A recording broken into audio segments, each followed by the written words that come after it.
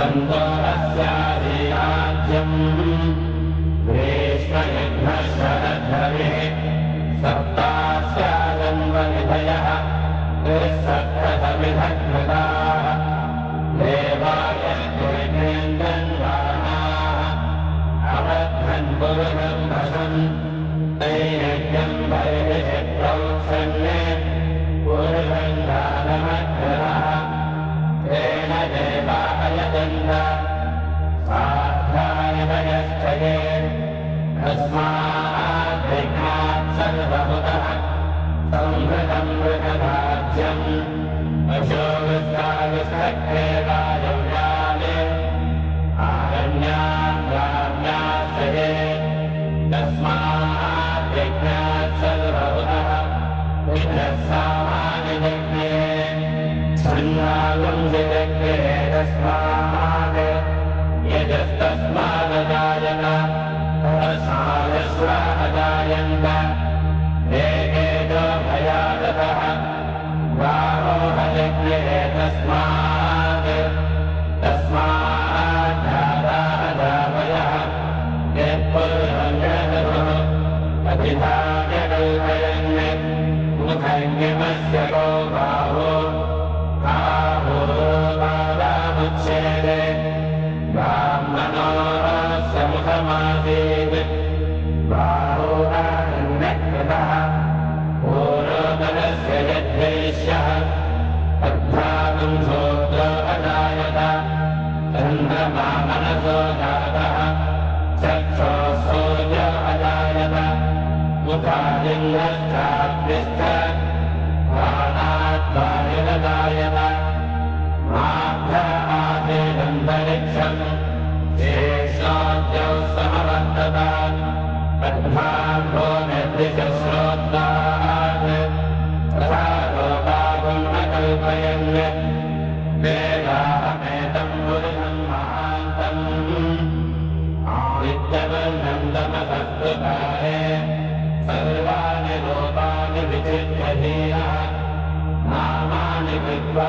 विवदनियतास्ते ध्याना पुरस्ताद्यमुदा जहार क्षिप्रविद्वान् अजितश्चरस्यः तमेवम् विद्वानमृतयः भवति मान्यपन्थायनाय विद्वे यज्ञेन यज्ञमयजन्तदेवाः आदिधर्माणि प्रथमाज्ञातन्य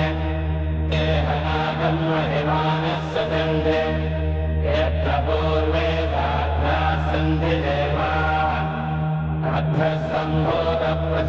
अध्वसम्भूतप्रचुर्वेदाश्च विश्वकर्मणः समबद्धदाधि तस्य त्वष्टा विदधद्रूपमेते तत्पुरुषस्य विश्वमादानमग्रे वेदाहमेदम् पुरुषम् महान्तम् आदित्यवर्णन्तमसत्परस्तात् तमेवम् विद्वानमृतयः भवति नान्यम् पन्था विद्यते जनाय प्रजापतिश्चरति गर्भे अन्तः अजायमानो बहुधा विजायते तस्य धीराः परिजानन्ति योनिम् मरीचीनाम् वदमिच्छन्ति वेधसः यो देवेभ्यारपति यो देवानाम् पुरोहितः पूर्वो यो देवेभ्यो जातः नमो ऋताय ब्राह्मये ऋतम् ब्राह्मम् जनयन्तः देवा अग्रे तदब्रुवन् यस्यैवम् ब्राह्मणो विद्यात् तस्य देवा असंवसे ह्रीष्यते लक्ष्मी सपत्न्यौ अहोरात्रे वास्ये नक्षत्राणि रूपम् अश्विनौ यात्तम् इत्रम् मनिदान अमुम् मनिदान सर्वम् मनिदान ॐ शान्ति शान्तिः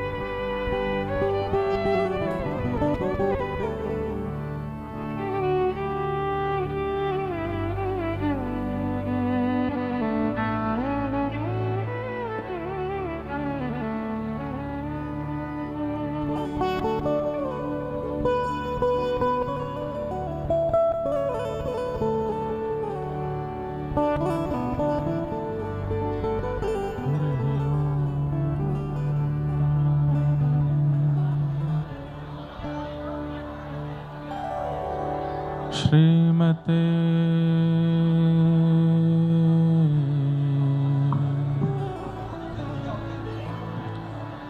रामानुजाय नमः। ध्येयं सदा परिभवग्नमविष्टदोहम् तीर्थास्पदं शिवविरञ्चनुतं शरण्यम् भृत्यार्थिहं प्रणतपालभवाब्धिपूतम् वन्दे महापुरुषते चरणारविन्दम्। अस्ति स्वस्तरुणीकराग्रविगलत्कल्पप्रसूनाप्लुतम् वस्तु प्रस्तुतवेणुनादनिहरी निर्वाणनिर्व्याकुलम्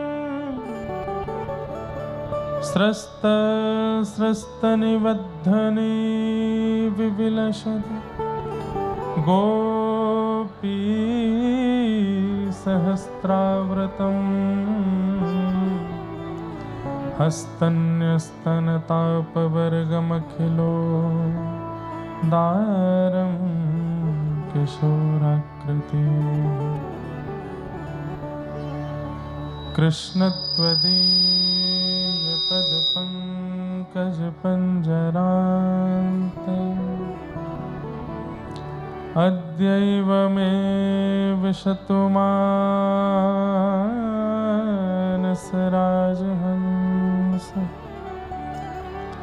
प्राणप्रयाणसमये कफवातपित्तैः कण्ठावरोधनविधौ स्मरणं कुतस्ते लक्ष्मीनाथसमारम्भाम् नाथयामुनमध्यमाम्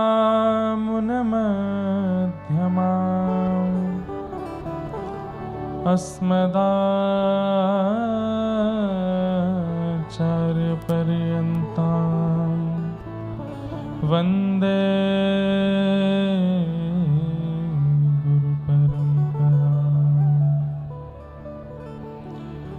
जय जय श्री राधारमण जय जय नवल किशोर जय गोपी चित चोर प्रभु जय जय माखन चोर।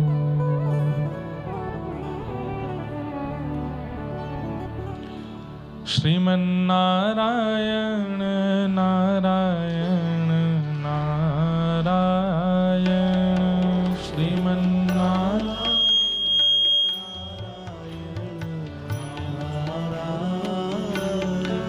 भज मन नारायण नारायण नारायण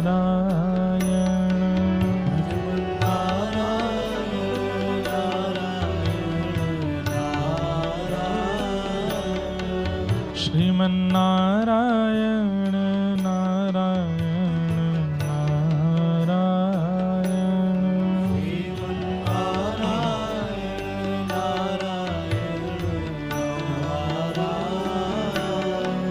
भज मन नारायण नारायण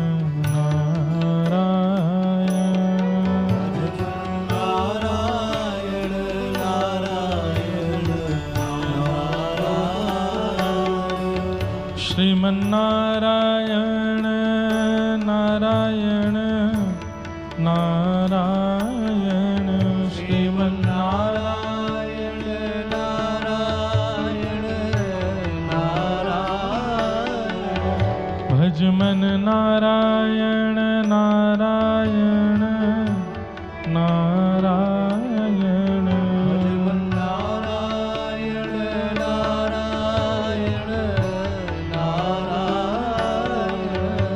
श्रीमन्नारायण नारायण नारायण श्रीमन्नारायण नारायण नारायण भजमन नारायण नारायण नारायण भजमन नारायण नारायण नारायण श्रीमन्नारायण नारायण नारायण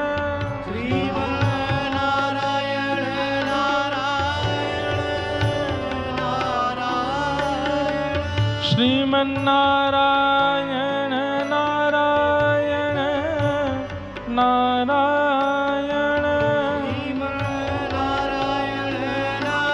नारायण नारायण श्रीमन्नारायण नारायण नारायण श्रीमन्नारायण नारायण नारायण भजमन नारायण नारायण नारायण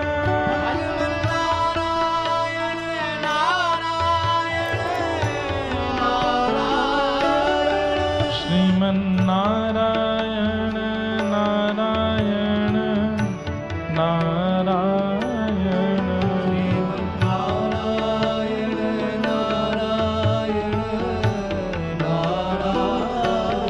भजमन नारायण नारायण नारायण भजमन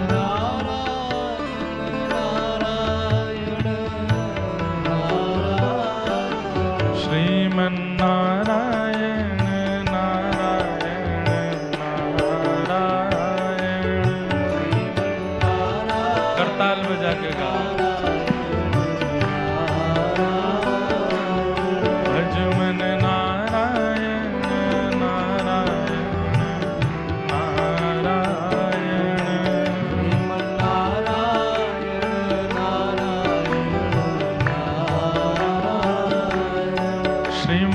श्रीमन्नारायण नारायण नारायण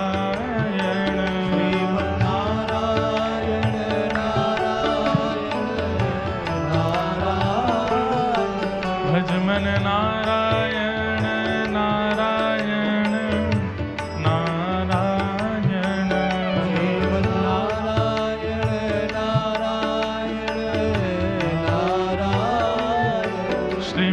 श्रीमन्नारायण नारायण नारायण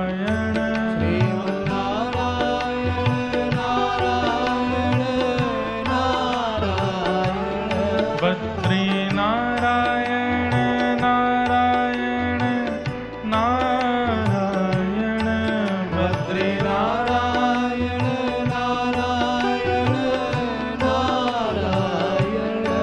मुक्ति नारायण नारायण नारायण मुक्ति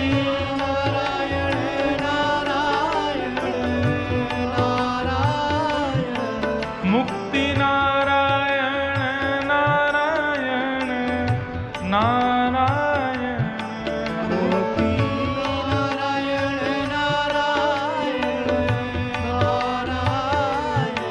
श्रीमन्नारायण नारायण नारायण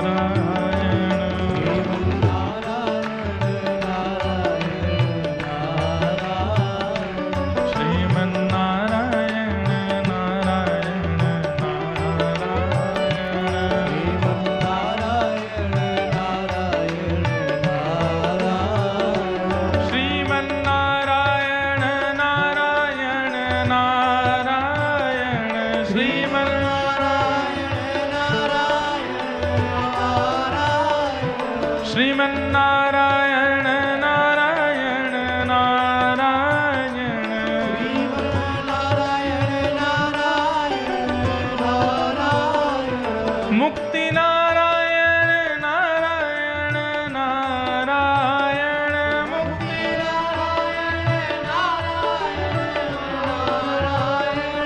बद्री नारायण नारायण नारायण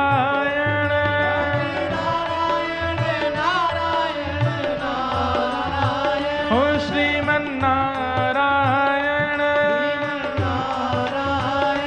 भजमन नारायण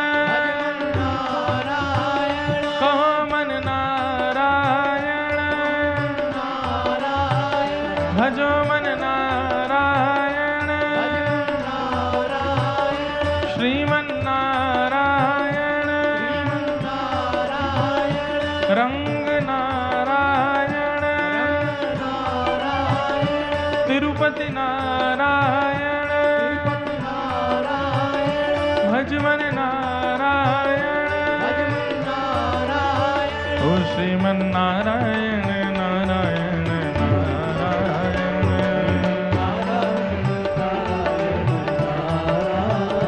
भजमन नारायण नारायण नारायण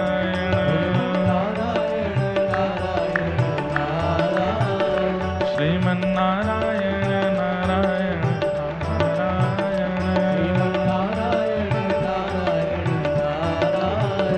श्रीमन्नारायण नारायण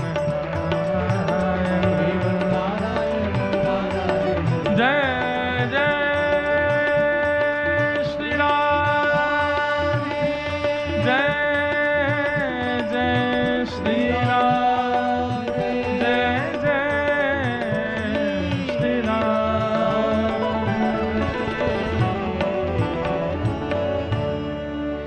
श्री वृंदावन बिहारी लाल की श्री राधा रमण लाल की श्री राधा वल्लभ लाल की प्यारे श्री राधा गिरधर लाल की श्रीमद्भागवत महापुराण की श्री सुखदेव जी महाराज की श्री परीक्षित जी महाराज की श्री वेदव्यास भगवान की भाष्यकार शेषावतार श्री रामानुस्वामी जी महाराज की जगन्नाथ महाप्रभु की बलभद्र सुभद्रा मैया की नीलाचल धाम की नील चक्र की सब संतन की सब भक्तन की सब विप्रन की जय जय श्री राधे जय जय श्री राधे जय जय श्री राधे। परम पूजनीय प्रातः स्मरणीय श्री स्वामी जी महाराज की जय। परम मंगल में प्रात प्रखलेश्वर अकारण करुणा वरुणालय भक्त वांछा कल्पतरु तड़ित विनिंदित पीतांबरधारी श्री बालकृष्ण प्रभु की वांगमयी प्रतिमूर्ति हम आप सबके मध्य में विराजमान श्रीमद् भागवत महापुराण को बारंबार प्रणाम। मंच पर विराजमान परम पूजनीय प्रातः स्मरणीय प्रातः वंद्य हमारे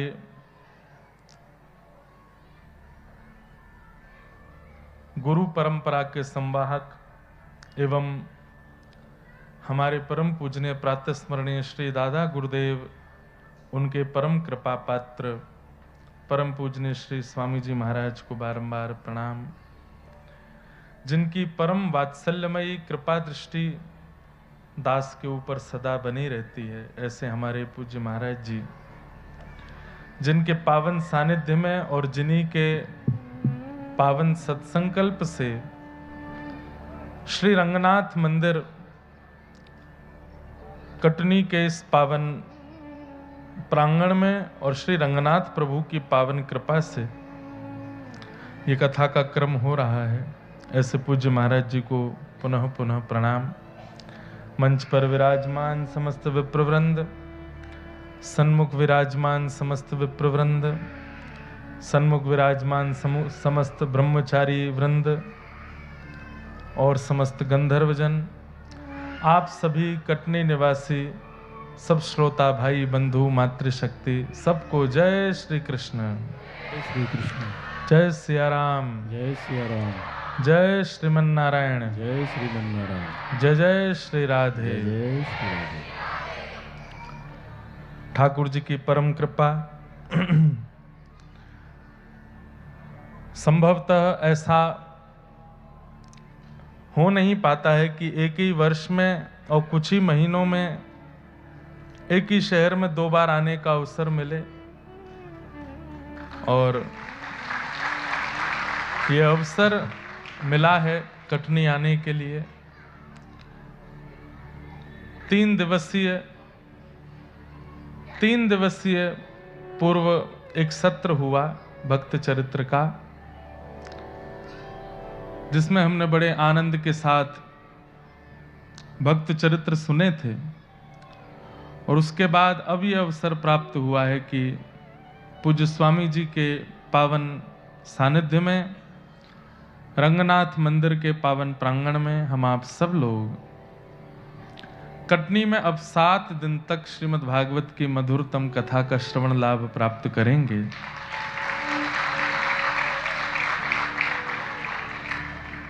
आज प्रथम दिन बहुत ज़्यादा विलंब हुआ कथा में, और विलंब का कारण हमारा विमान बहुत विलंब से पहुंचा जबलपुर भी।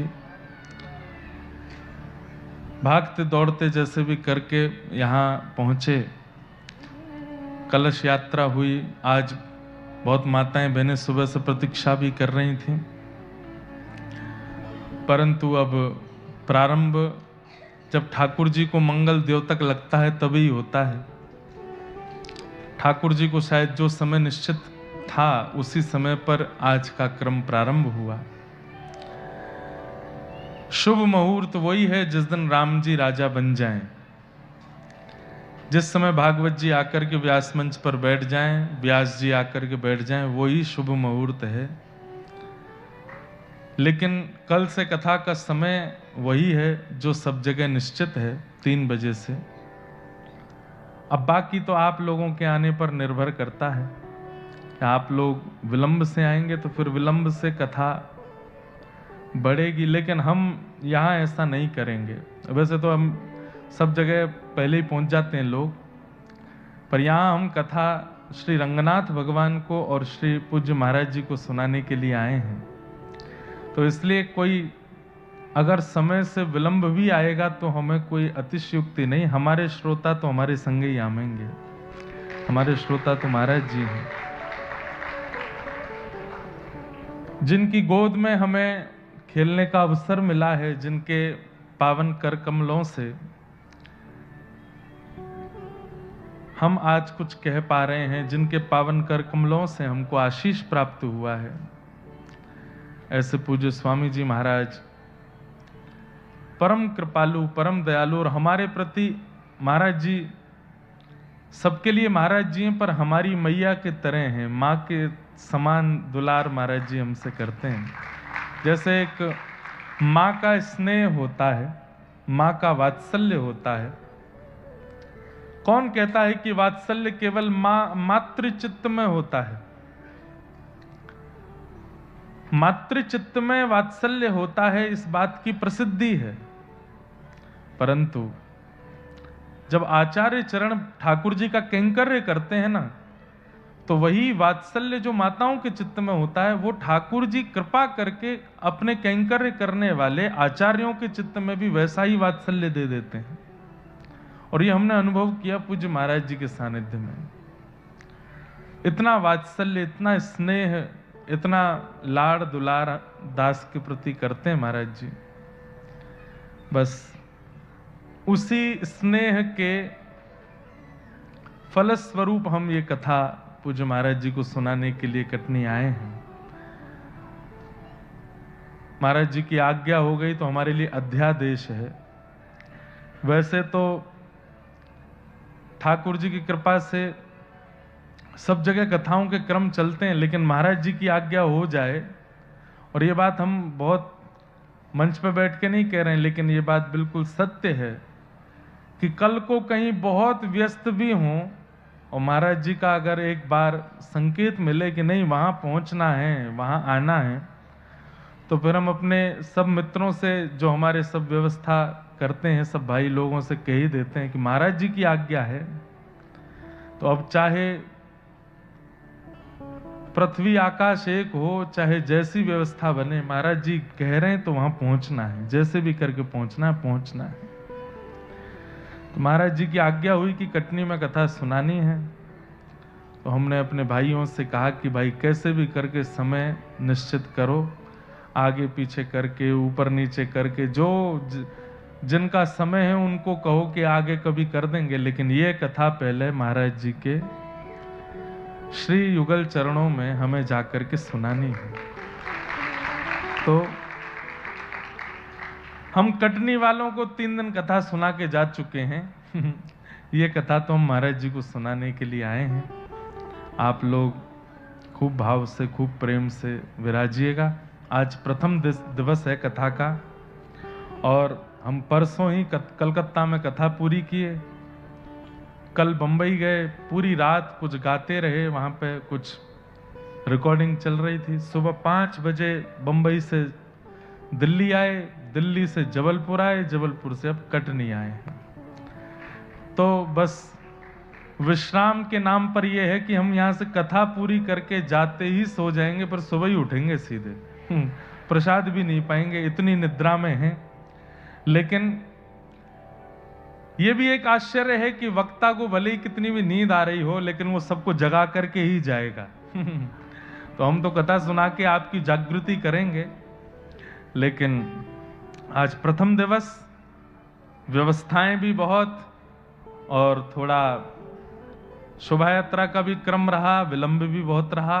हम थोड़ी देर महात्म्य की चर्चा कर लेते हैं। कल से कथा बिल्कुल नियमित रूप से होगी। आप सब लोग कुछ बातों का ध्यान रखिएगा।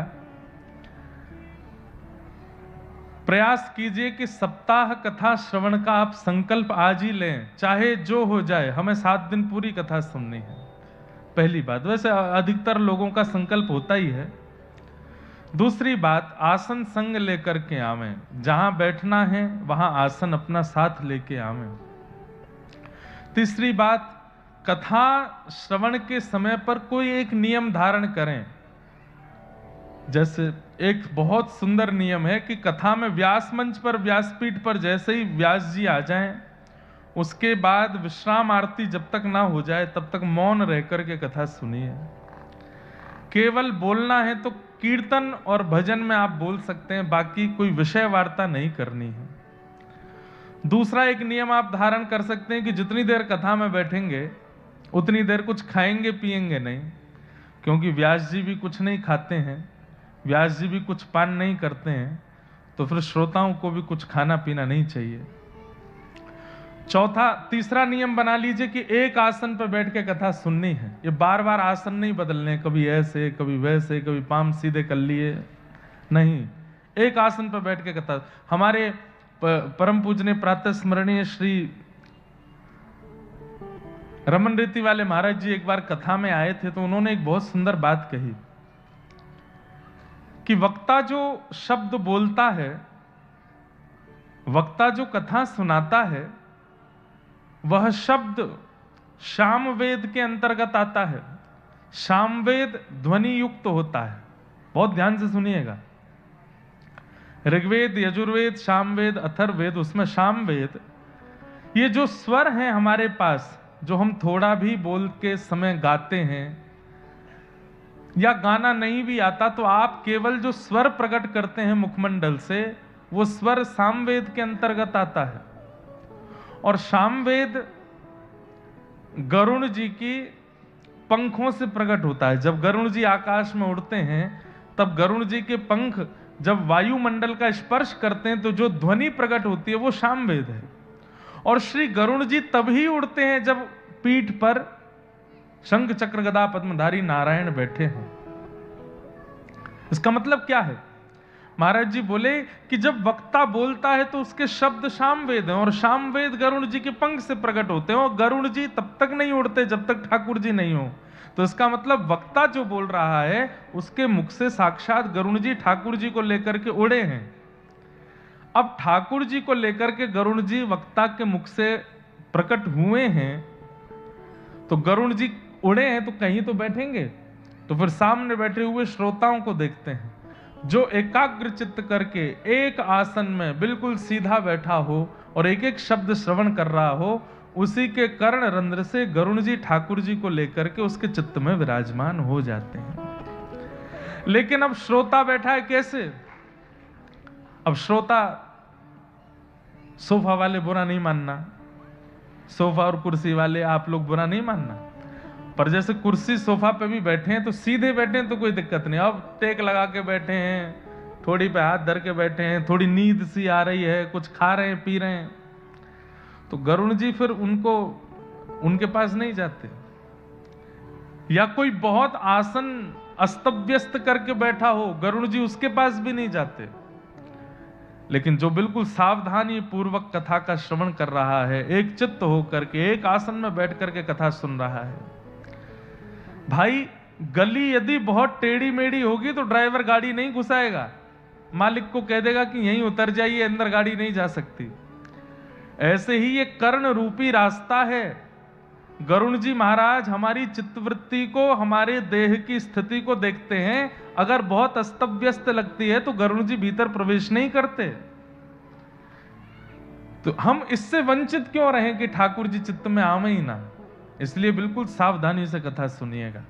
जो जो हमने नियम बताए नहीं पालन करोगे तो वो आप जानो, लेकिन करोगे तो फायदा बहुत होगा। एक आसन पर बैठ करके कथा सुनो, मौन रह करके कथा सुनो, कुछ खाए पिए बिना कथा सुनो। और पांचवा और सबसे विशेष नियम, बिना फोन के प्रयोग के कथा सुनो। बिना फोन चलाए कथा सुननी है। ये फोन वो लोग चलाएं जो कथा में यहां स्पष्ट प्रत्यक्ष नहीं आ पाए, पर जो लोग प्रत्यक्ष आए हैं वो लोग प्रयास करें कि फोटो और वीडियो भी जो कैप्चर करनी है वो यहां हो, वो सदा चित्त में हो, कि रात में स्वप्न में भी वही चित्रण दिखाई दे जो कथा में अनुभव किया था। आपको मोबाइल फोन में फोटो वीडियो, आजकल हम इससे बहुत परेशान हो गए फोन से, क्योंकि हमको जहां भी लोग मिल जाते हैं बिना फोटो खिंचाए छोड़ते नहीं। और फोटो खींचने के चक्कर में कोई कंधा पे हाथ धर देता है, कोई यहाँ पकड़ लेता है, कोई खींच लेता है, बोले खड़े एक फोटो खिंचवा के जाओ महाराज जी। हमको लगता है कि बिना फोटो के हमारी कोई वैल्यू ही नहीं है। अरे तो मिले हो, दो शब्द कुछ बात कर लो, अच्छी कोई चर्चा कर लो। तो इसलिए हमारी प्रार्थना, ये 5 नियमों का पालन कीजिएगा। आसन संग लेकर के आइएगा, मौन धारण करिएगा, एक आसन पर बैठिएगा, कुछ खाए पिए बिना कथा श्रवण कीजिएगा, और बिना मोबाइल के प्रयोग के कथा श्रवण कीजिएगा। और छठवां एक नियम और है, सोइएगा मत कथा में आके, क्योंकि ये बहुत सहजता है। संपूर्ण व्यवस्था होने के बाद में भी घर पर व्यक्ति को नींद नहीं आती बिना दवाई लिए, पर कथा का प्रांगण ऐसा है। लेकिन हम तो बहुत क्या बोलते हैं, स्ट्रिक्ट तो नहीं है, लेकिन ऐसे वक्ता है कि कोई सोता दिख जाता है तो बगल वाले को इशारा कर देते हैं, कौन ही मारो इसको, उठाओ। और एक और बात, अगर कोई आपको सोता दिख जाए और कहीं आपको वो दिख जाए और आप जाकर के उसको उठा देते हैं, तो आपको उसको उठाने का भी पुण्य प्राप्त होगा कि चलो आप कथा में किसी को सोने नहीं दे रहे हैं। क्योंकि कुछ अराजक तत्व ऐसे भी हैं, उनको कथा में ही नींद आती है, तो उससे बचिएगा। तो बाकी ये सब नियम है। अब अंत में एक बात कह दें, नियम पालन करो चाहे मत करो, पर कथा सुनो, कैसे भी सुनो। 3 बार भोजन करके सुनो, लेट के सुनो, पढ़ के सुनो। अंतिम बात यही है, कथा श्रवण होनी चाहिए, कथा चित्त में आनी चाहिए। चर्चाएं तो बहुत हैं, भूमिका बहुत है। महाप्रभु जी चैतन्य महाप्रभु श्री नित्यानंद महाप्रभु आज जिनका प्राकट्य दिवस भी है, जिन्होंने महाप्रभु श्री जगन्नाथ जी का खूब यश गाया, और क्योंकि महाराज जी बैठे हैं तो ये बात भी एक निश्चित है कि श्री जगन्नाथ जी की सुंदर सुंदर लीला कथाएं अगर कटनी की कथा में आती रहें तो आप लोग इस पर संशय मत कीजिएगा, क्योंकि महाराज जी बैठे हैं तो श्री जगन्नाथ जी का कोई ना कोई भाव तो मंच से होगा ही होगा। जगन्नाथ जी के चरित्र, जगन्नाथ जी की कथा, जगन्नाथ जी की लीलाएं, हमारे भाष्यकार रामानुज स्वामी जी के चरित्र और महाप्रभु श्री जगन्नाथ जी का सुंदर लीला अनुकरण, ये कथा के बीच में होता रहेगा। पर आज नहीं होगा, आज हम केवल महात्मा की चर्चा करेंगे। कल से हम और जगह तो ऐसा कहते हैं कि आपको कथा सुनते सुनते ऐसा लगेगा कि आप कलकत्ता में नहीं हो, आप बंबई में नहीं हो, आप मध्य प्रदेश में नहीं हो, आप कटनी में नहीं हो, आपको थोड़ी देर में ऐसा लगने लगेगा आप वृंदावन में हो। लेकिन मैं यहाँ की कथा में ये कह सकता हूं कि कटनी में शायद आपको ऐसा लग सकता है कि आप जगन्नाथपुरी में हो, आप महाप्रभु जी की सन्निधि में हो। और इसमें पूर्ण योगदान इसीलिए क्योंकि महाराज जी बैठे। आपका हम स्पष्ट नाम उच्चारण नहीं करेंगे, करना भी नहीं चाहिए, आचार्यों का नाम नहीं बोलना चाहिए, पर हमारे पूज्य पुरी वाले महाराज जी, जीयर स्वामी मठ वाले पूज्य महाराज जी, बचपन से हमने आपको पुरी में ही देखा है, और हम आपको जब देखते हैं तो ऐसा ही लगता है कि तीर्थी कुर्वन्ति तीर्थानि। श्रीमद् भागवत जी में लिखा है कि तीर्थी जो होते हैं वो भ्रमण करते करते सामान्य स्थानों को भी तीर्थ बना देते हैं। तो कहीं ना कहीं आप इस बात को अन्यथा ना लेकर के मान सकते हैं कि पूज्य महाराज जी के रूप में संपूर्ण नीलाचल धाम ही मंच पर विराजमान है। तो महाप्रभु जी का स्मरण तो बनेगा, खूब भाव से बनेगा। तो जगन्नाथ जी के खूब सुंदर चरित्र सुनेंगे। अच्छा, एक अंतिम बात और, अगर किसी के मन में कोई संशय प्रश्न कथा के बीच में आए तो वो व्यास मंच पर लिख करके भेज सकते हैं। हमारी मति में जितनी योग्यता होगी बाकी आचार्यों गुरुजनों से पूछ करके हम उसका प्रत्युत्तर देंगे। आज थोड़ी देर कथा सुन लेते हैं, महात्मा की थोड़ी चर्चा करके फिर कथा को विश्राम की ओर ले चलेंगे। बोलो वृंदावन बिहारी लाल की जय। सच्चिदानंद रूपाय विश्वोत्पत्त्यादि हेतवे तापत्रय विनाशाय श्रीकृष्णाय वयं नुमः।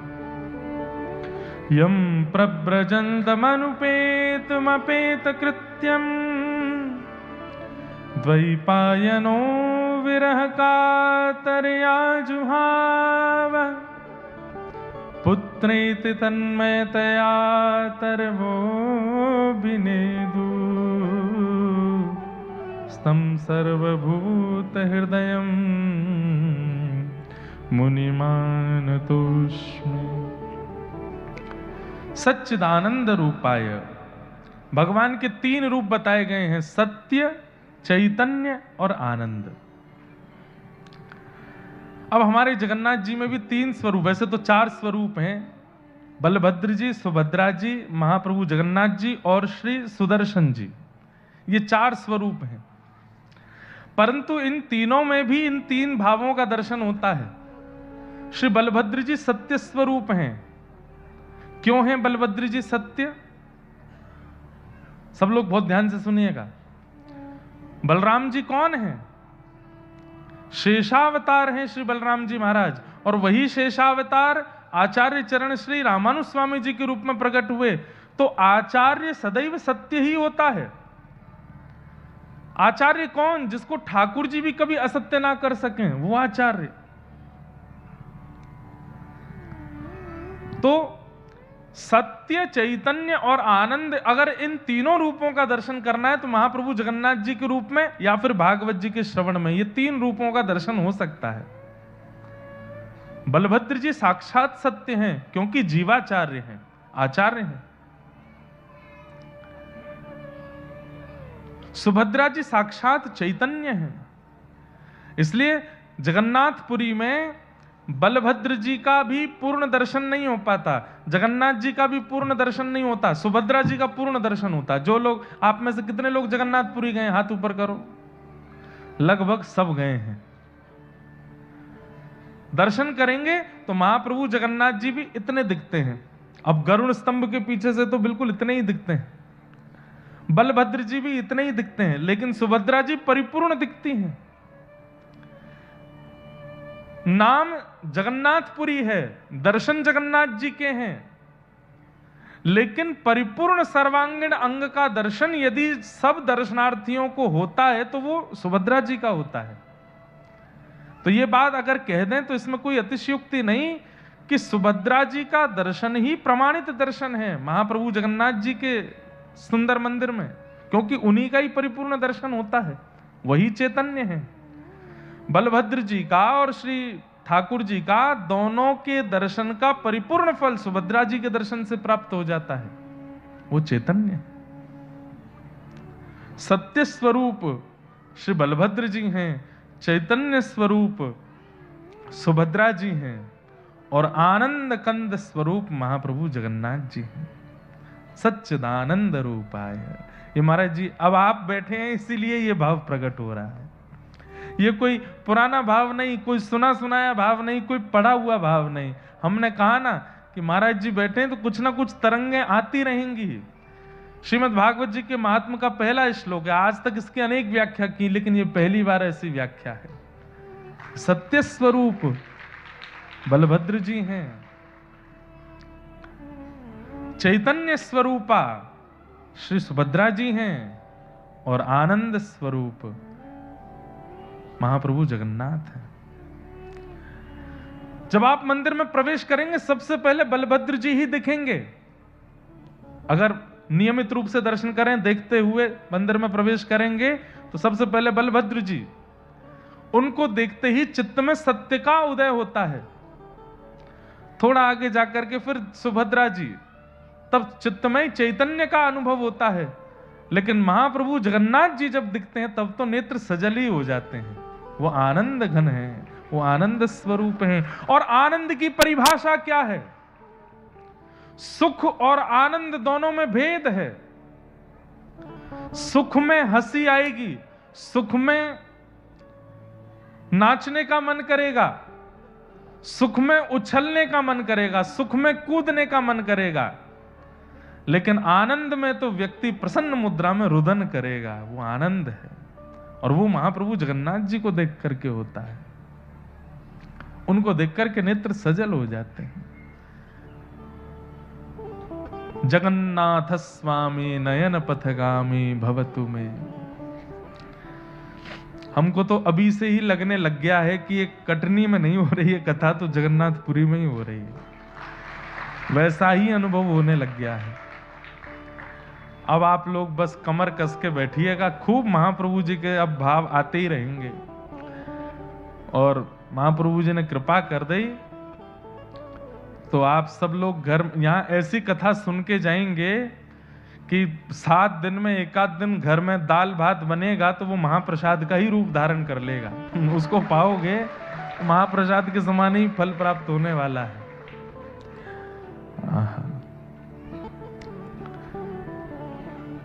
विश्वोत्पत्त्यादि हेतवे, विश्व की उत्पत्ति करना, पालन करना और संहार करना। अब यहां पर भी तीनों की क्रिया दिखाई देती हैं। महाप्रभु जगन्नाथ जी, अभी तक हम लोग बलभद्र जी, सुभद्रा जी, जगन्नाथ जी ऐसे सुन रहे थे। अब अगली पंक्ति ऐसे सुनो। उत्पत्ति कौन करता है सृष्टि की? महाप्रभु जगन्नाथ जी करते हैं। पालन कौन करता है? पालन मां ही करती है, सुभद्रा जी मां है।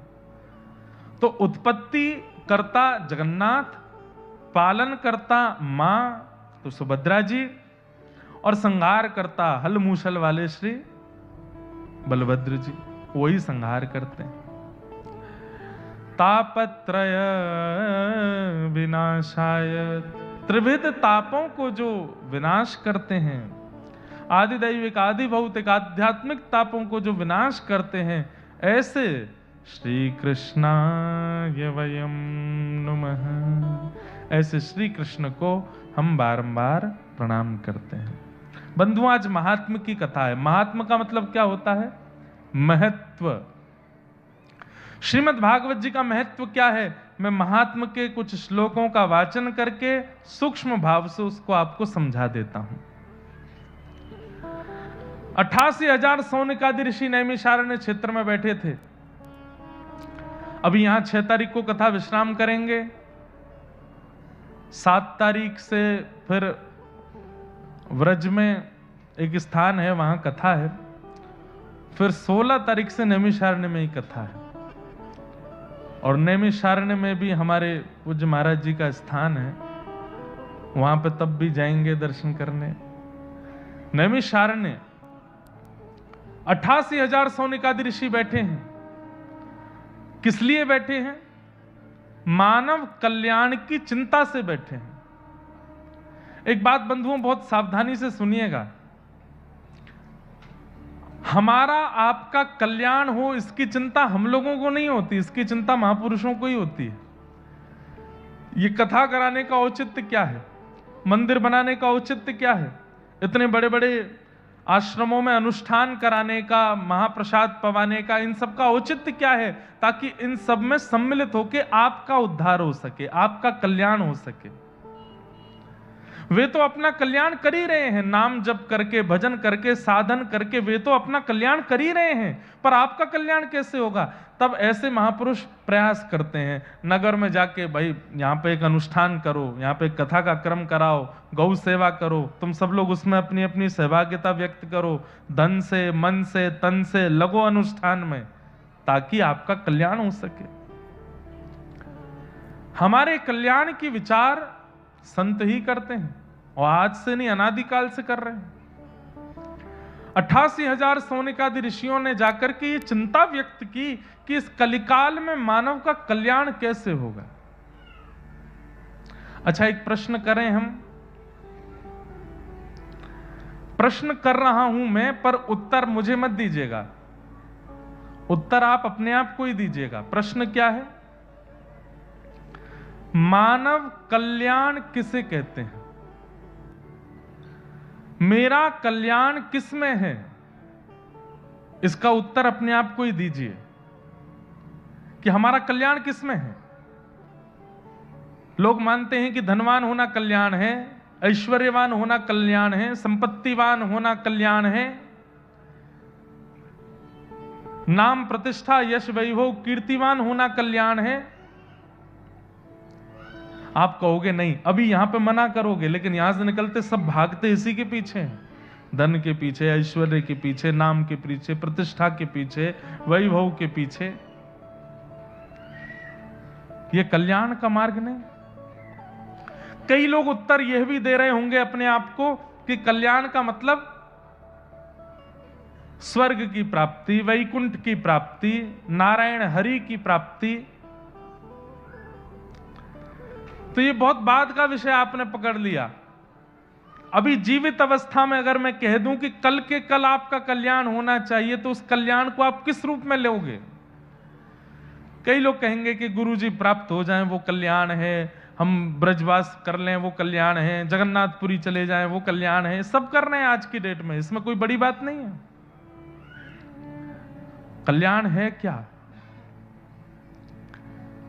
हमारा मन ठाकुर जी का स्मरण करे, ये सामान्य बात हो गई है। आजकल सब लोग ठाकुर जी का स्मरण करते हैं, पर हमारी किसी क्रिया, हमारे किसी विचार और हमारे स्वभाव से प्रसन्न होके ठाकुर जी हमारा स्मरण करें, ये हमारा कल्याण है, ये हमारा कल्याण है।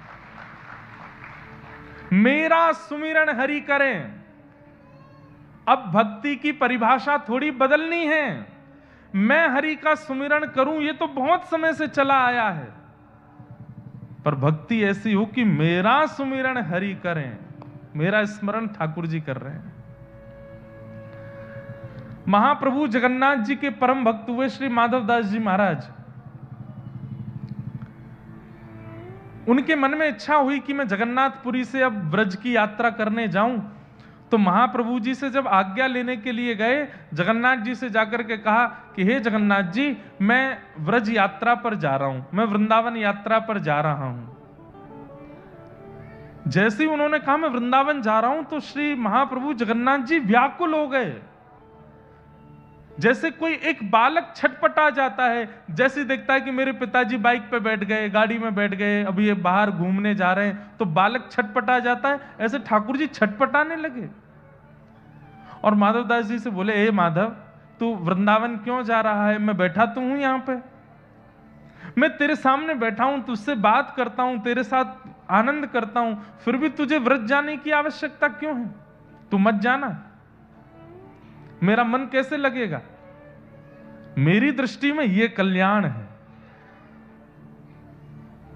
आप ठाकुर जी के पीछे हैं, ये बात बिल्कुल ठीक है, सभी पीछे हैं, पर हम आप में से एक कोई ऐसा है जिसके पीछे ठाकुर जी हैं, उसके प्रेम में आसक्त होकर के, उसके भाव में आसक्त होकर के ठाकुर जी उसके अनुब्रजम में हम नित्यम पूये ये तन्य रेणु भी। ठाकुर जी स्वयं कह रहे हैं, मेरे पीछे भक्तों की टोली चले, मुझे उसमें आनंद नहीं आता, पर उन भक्तों की टोली में से एक कोई इतना रसिक, इतना प्रेमी, इतना भावुक जब मुझे दिख जाता है तो उसको आगे करता हूं, उसके पीछे पीछे मैं चलता हूं। आज स्थिति यह है, हम ठाकुर जी के अधीन हैं, पर एक ऐसा प्रेम हो जाए कि ठाकुर जी वो अधीन तो नहीं होंगे, पर ठाकुर जी हमारे यूं हो जाए कि हमारे बिना ठाकुर जी का मन नहीं लगे, तू मत जाए मुझे छोड़ के, तू मेरे पास रहे, ये हमारा कल्याण है। महाराज जी, हमारे छोटे से गिरधर लाल जी हैं, अभी ब्याहुला हुआ उनका, तो वैसे तो प्रसिद्ध बात है, मैं बता चुका हूं, लेकिन विदेश यात्रा पर जाना था, तो हम अपने ठाकुर जी को संग लेके चलते हैं, यहां भी आए हैं, कटनी भी आए हैं, तो विदेश यात्रा पे जाना था। तो विदेश जाते हैं तो महाराज जी ठाकुर जी को सिक्योरिटी वाले और ये लोग, भारत में तो हम निवेदन कर देते हैं ठाकुर जी हैं, स्पर्श मत करना, तो मान जाते हैं, पर विदेशों में तो वो अब अंग्रेज लोग, वो क्या माने क्या जाने, तो वो लोग छू लेते हैं ठाकुर जी को। अब वो गौ मांस भक्षण करने वाले, उल्टा सीधा भोजन प्रसाद नहाते भी हैं कि नहीं पता नहीं, अब उनको क्या बोलें कि आचमन करो, यस्मरेत पुंडरी काक्षम सभाभ्यंतर सूची, वो क्या जाने इस बात को। तो हमने ठाकुर जी से कही, मैं ठाकुर जी इस बार हम अकेले विदेश जा रहे हैं, आप यहीं रहो, और वहां भोजन की भी व्यवस्था इतनी बढ़िया नहीं हो पाती, और आपको बिना दूध के भोग लगता नहीं, वहां जर्सी गैया हैं, दूध भी नहीं मिल पाता, तो आप यहीं विराजो। तो जैसे ही महाराज जी ठाकुर जी से कही कि आप यहीं विराजो, ये बालक सेवा करेंगे, तो हमको जहां जहां विदेश में जाना था 24 घंटे के अंदर सबके यहां घटना हो गई, सबके फोन आ गए, महाराज जी इस बार मत आइए, हमारे यहां कुछ हो गया है। पहला फोन आया, आप ताली बजा रहे हो, बात तो सुनो। जिनके घर मुझे पहुंचना था, कथा नहीं थी, 10-15 दिन के लिए ऐसे ही कुछ सत्संग के लिए जाना था, तो जिनके घर मुझे जाना था, ठाकुर जी से मना करने के ठीक 1 घंटे बाद उनका फोन आया, महाराज जी कब की फ्लाइट है? मैंने कि कल की है भैया, रात्रि में पहुंच जाएंगे हम 18 घंटे बाद। तो बोले महाराज जी वो हमारे घर में एक घटना हो गई। मैंने क्या हो गया?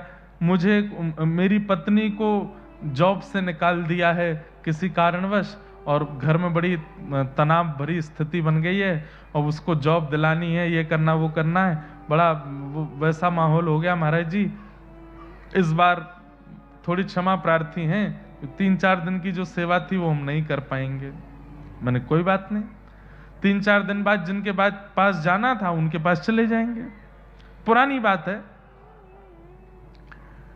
अब 3-4 दिन बाद जिनके पास जाना था उनका भी 3 घंटे बाद ही फोन आ गया, बोले महाराज जी आप यहाँ कब आ रहे हैं? मैंने कि भैया हमको कल निकलना है, और हमको फोन करना भी था कि हम सीधे आपके यहाँ ही आ रहे हैं, 3 दिन बाद नहीं आएंगे, कल ही आ रहे हैं। नहीं नहीं महाराज जी वो एक बात हो गया। मैंने कहा क्या हो गया? बोले हमारी माता जी को अटैक आ गया, हम भारत जा रहे हैं वापस। मैंने कहा अरे भैया 2 जगह के कैंसिल, और तीसरे हमारे एक रिश्तेदार रहते तो उनके यहाँ जाना था, उनका भी फोन आया, उनके यहाँ भी कुछ घटना घटी। तीनों घटनाओं के घटते ही मैं समझ गया कि ये घटना इसलिए हो रही है कि ठाकुर जी बोले दारी के मोह ना लेके जाएगो तो वह ना जान दूंगा मैं। महाराज जी बिल्कुल सत्य बात है। हमने जाके ठाकुर जी से कही, मैंने कहा हे ठाकुर जी टिकट विकेट बहुत महंगी बन गई है, सब हो गया है, मैं आपको ले चलूंगा। अब पुलिस वाले सिक्योरिटी वाले कुछ करें सो करें, और वहां दूध नहीं मिले तो नहीं मिले, आपको लेके चलूंगा, बिल्कुल निश्चिंत रहो, पर सुबह तक मुझे संकेत दिलवा दीजिए कि आपको जाना है कि नहीं। बस ये जैसे ही कहा कि आपको ले चलूंगा, शयन कराया ठाकुर जी को, सुबह उठ करके तीनों के लगातार फोन आए। पहली वाले को जॉब भी मिल गई, दूसरे वाले की मैया को अटैक भी ठीक हो गया, तीसरे वाले का भी काम हो गया। तब से इतना अखंड विश्वास अपने ठाकुर जी के ऊपर है। हमें लगता है एक भक्त के लिए यही कल्याण है कि उसके ठाकुर जी उसके बिना ना रह पाए। आप अपने ठाकुर जी के बिना छटपटाने लगो, यह भी एक विषय होना चाहिए, पर आपके ठाकुर जी भी आपसे इतनी प्रीति करें कि वो भले ही अव्यवस्था वाली जगह है, लेकिन आपके बिना आपके ठाकुर जी जा ना पावे, रह ना पावे, ये कल्याण। तो ऐसे विचार, ऐसा स्वभाव, ऐसी बुद्धि, ऐसा निर्माण कीजिए कि ठाकुर जी आपके हो जाएं, और बस आपके बगैर उनका मन ना लगे। कई लोग कहते हैं हमारा ठाकुर जी के बगैर मन नहीं लगता। ये प्रारंभिक बात है, इसकी चरम स्थिति तो तब मानिए जब ठाकुर जी का आपके बिना मन ना लगे, ठाकुर जी का चित्त ना लगे। तो मानव कल्याण के लिए क्या करना चाहिए, ये प्रश्न लेकर के सौनकादि ऋषि बैठे हैं। तभी सूत जी महाराज ने आकर के उत्तर दिया, प्रीति सौनक चित्ते ते यतो विचमी विचार्य च सर्व सिद्धांत निष्पन्नम संसार भयनाशनम। सूत जी महाराज कहते हैं कि इस कलिकाल में कल्याण तब प्रारंभ होगा जब व्यक्ति संसार के मृत्यु रूपी भय से बचे। यह बात बिल्कुल स्पष्ट माननी पड़ेगी। हम सबको भय है मृत्यु का। आप में से कई लोग कह सकते हैं हमें कोई भय नहीं है, हमें डर नहीं लगता मरने से, हमें मृत्यु का भय नहीं है। एक गेंद लेकर के अगर मैं आपकी ओर फेंकूंगा, आप तुरंत अपने आप को हटाओगे। इसका मतलब क्या है? किंचित भय है, सबको है। आपके ऊपर धूल उछाली जाए तो आपका नेत्र बंद हो जाएंगे, आपकी आंखें बंद हो जाएंगी। इसका मतलब क्या है? भय है। आपको अगर जोर से पकड़ करके चींटी काट दी जाए तो आप चिल्लाओगे। इसका मतलब क्या है? आप मन से अपनी वाणी से कह रहे हो कि मुझे मृत्यु का भय नहीं, पर आपका रोम रोम भयभीत रहता है मृत्यु से, इसीलिए वो बचता रहता है। अभी यहां से नीचे उतरते समय पैर रिपट जाए और व्यक्ति गिरने लगे तो व्यक्ति हाथ पैर दोनों से अपने आप को बचाने का प्रयास करेगा कि मैं बचूं, मैं ना गिरूं। क्यों? मृत्यु का भय है। उसे भले ही ना हो, उसके शरीर को है।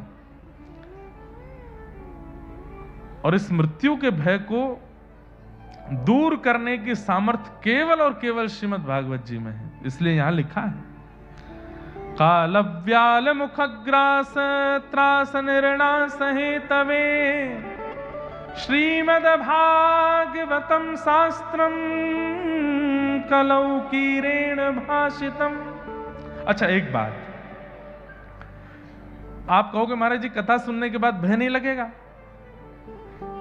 अगर मूल रूप से, वास्तविक रूप से कथा चित्त में व्यवस्थित हो गई होगी, कथा चित्त में स्थापित हो गई होगी,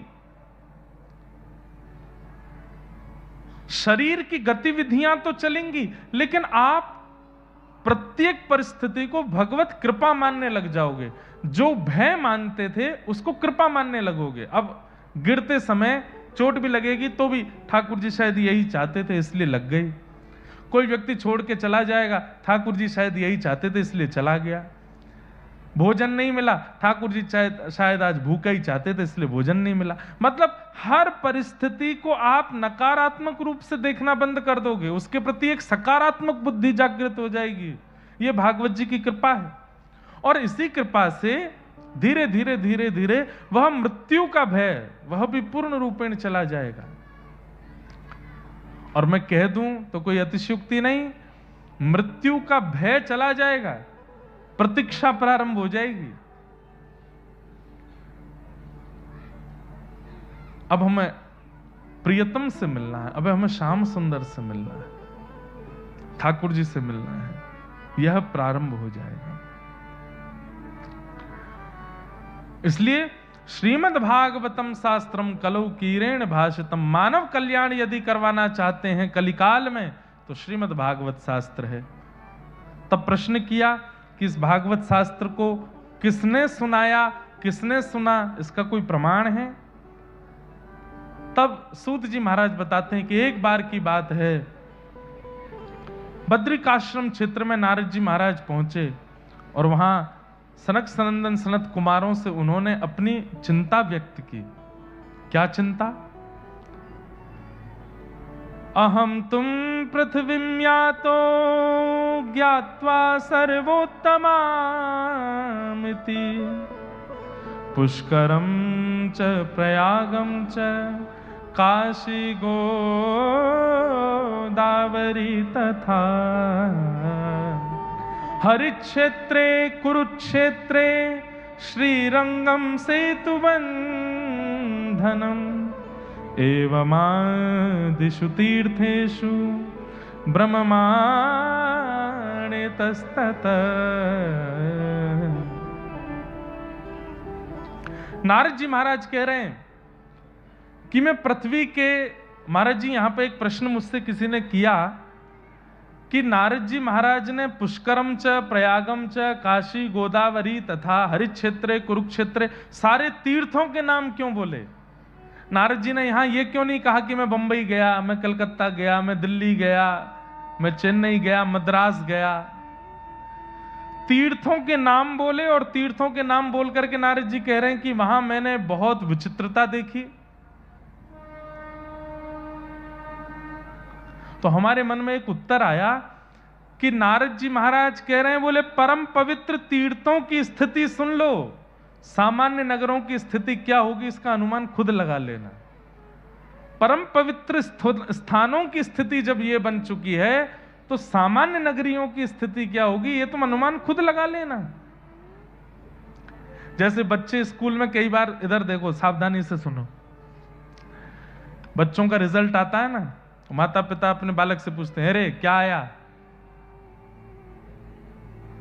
अब वो बालक फेल हो गया है ये नहीं बताएगा कि मैं फेल हो गया, वो बोलेगा सामने वाले शर्मा जी का बेटा भी फेल हो गया।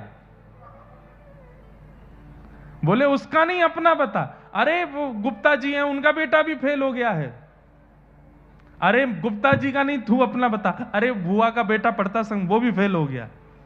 अरे तेरा पूछ रहा हूं। बोले जब ये 3 हो गए फेल तो मैं कैसे बचूं? मैं भी फेल हो गया। तो बालक इस प्रकार की वार्ता क्यों करता है? भाई जब बड़ी बड़ी पदवियों पर बैठे हुए लोग भी जब ऐसे हो गए तो हम कौन सी खेत की मूली हैं? हमारे साथ भी हो गया।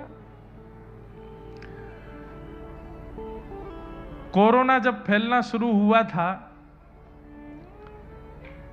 लोग बाग पहले भयभीत नहीं हुए, लेकिन जब पता चला कि खरबपति करोड़पति भी अब इतना धन लगा करके अपनी जान नहीं बचा पा रहे, तब ज्यादा भयभीत हुए लोग। बोले जब करोड़ों करोड़ों हॉस्पिटल जिन्होंने बना के खड़े किए हैं खुद ही, वो अपने प्राण नहीं बचा पा रहे हैं, तो फिर हम तो भैया सामान्य घर के लोग हम कैसे बचेंगे? अब अपनी रक्षा करो।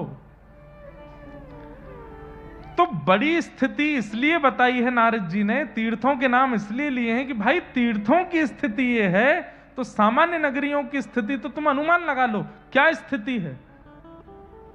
अब ये तो वैसे विस्तार से बोलने वाला प्रसंग है,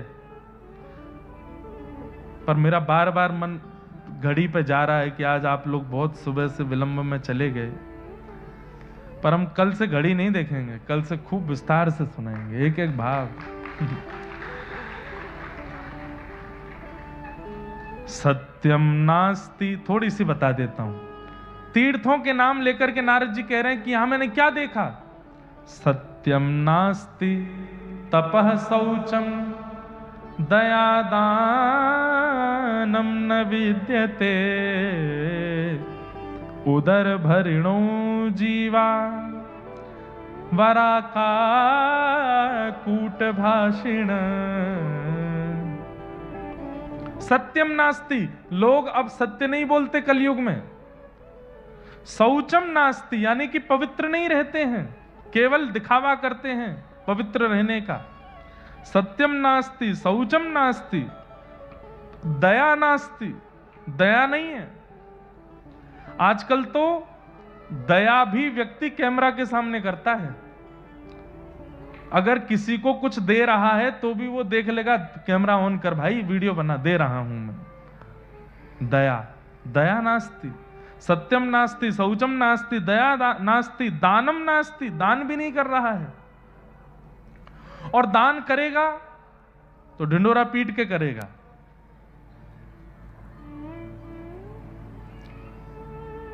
गौ दान कर दी तो बेचारे ब्राह्मण के पीछे ही पड़ गए हैं। दूध पी रहे हो कि नहीं? बोला आप पी रहे हैं। हमने ही तो दी थी, हमने ही तो दी थी। कोई आके कह दे वो हमारे घर में अनुष्ठान था, उन पंडित जी को, उनकी जो गैया है ना वो मैंने ही दी है उनको। अरे क्या जरूरत है बताने की। बंधुओं, दान करने के बाद वस्तु पर अपना अधिकार मानना, यह दान के प्रति अपराध है। दान करने के बाद उस वस्तु को आप कभी भूल करके भी ये नहीं कह सकते कि मैंने दी है, वो दान हो चुकी है, अब वो उन्हीं की है। दानम नास्ति, तो सत्यम नास्ति, तपः नास्ति, शौचम नास्ति, दानम नास्ति, दया नास्ति। और संसार में लोग कर क्या रहे हैं? नारद जी बोले उदर भरिणो जीवा, केवल पेट भरना है। उसके लिए तिलक लगाना पड़े चलेगा, उसके लिए शिखा रखनी पड़े चलेगी, उसके लिए धोती पहननी पड़े चलेगी, उसके लिए रोड पर नाचना पड़े चलेगा, उसके लिए ये कर। अरे पेट भरने के लिए क्या नहीं कर रहे हैं लोग।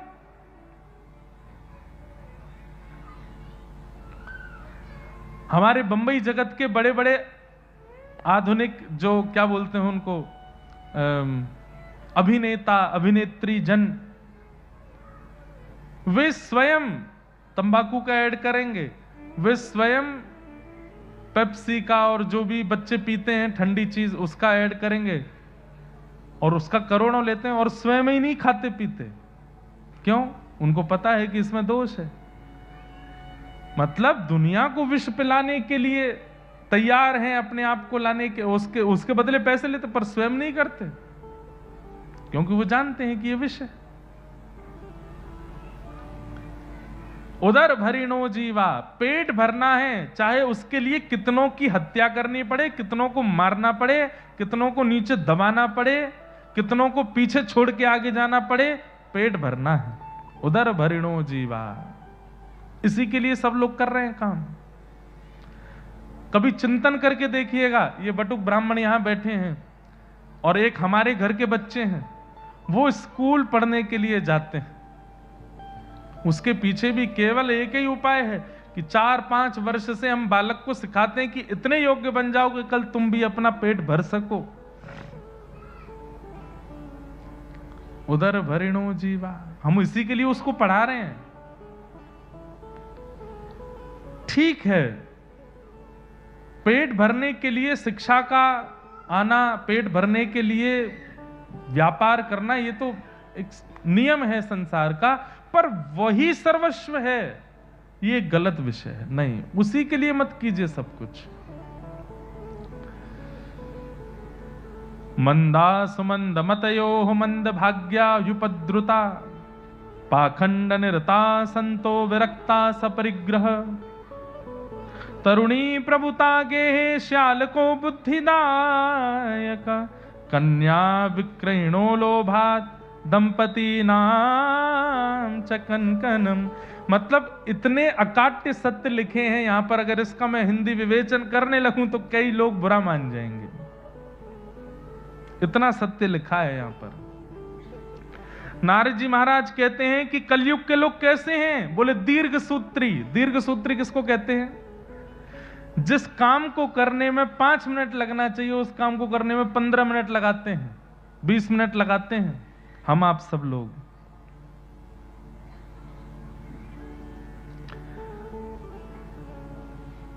दीर्घ सूत्री। मंद है बुद्धि। तंबाकू के ऊपर लिखा है स्पष्ट कि मुझको खाओगे तो मैं तुम्हारी जान ले लूंगा, फिर भी खा जाते हैं। ये मंद बुद्धि नहीं है तो क्या है हमारी? मदिरा पान करने वाले को कहीं पुरस्कृत नहीं किया जाता, लेकिन फिर भी मदिरा पान की जाती है। ये मंद बुद्धि नहीं है तो क्या है? पर स्त्री गमन, पर पुरुष गमन। पता है कि अगर समाज को पता चला तो अपमान के भागी बनेंगे, लेकिन फिर भी लोग करते हैं। छल, कपट, ईर्ष्या, द्वेष, अभिनिवेश, अहंता, ममता, ये सब दोष हैं, जानते हुए भी हम करते हैं। ये मंद बुद्धि नहीं है तो क्या है? मांस भक्षण। पता है कि ये जीव है, ये भी प्राणी है, जीवित है, और इसका मांस है, इसके अंदर रक्त है, इसके अंदर प्राण है, फिर भी मार के खा जाते हैं। मंद बुद्धि नहीं है तो क्या है? मंदा सुमंद मतयो और मंद भाग्या। नारद जी महाराज कह रहे हैं कि हम आप सब लोग मंद भाग्य वाले भी, हमारा भाग्य भी अच्छा नहीं है। पाखंड निरताः संतो। पाखंडियों की संख्या बढ़ती जा रही है।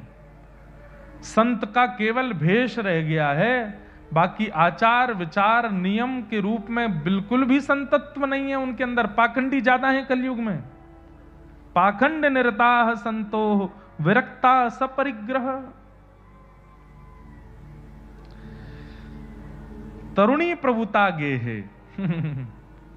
आई एम वेरी सॉरी अगर मैं ये बोलूं और आपको बुरा लगे तो। बोले घर की मालिकिन मां होनी चाहिए, घर की मालिकिन बड़ी बूढ़ी दादी या मां होनी चाहिए, पर ब्याह होने के बाद मालिकिन वही हो जाती हैं। तुम जो कहोगी वो होगा, तुम जैसे चाहोगी वैसे रहेंगे। तरुणी प्रभुता गे है। और अगली बात सुनकर के कई भाई लोग नाराज मत हो जाना। शाल को बुद्धिदायक। घर में बड़े भैया बैठे हैं लेकिन उनकी राय नहीं चलेगी, लेकिन पत्नी के भैया अगर कह दें कि जी जाजी ऐसा, अरे बेटा तू ही कह रहा है सत्य। शाल को बुद्धिदायक। साले की बुद्धि पर चलने लग गए हैं लोग। हम भी साले हैं कि निखे यूं के तो। हमारी भी 3 बहनें हैं।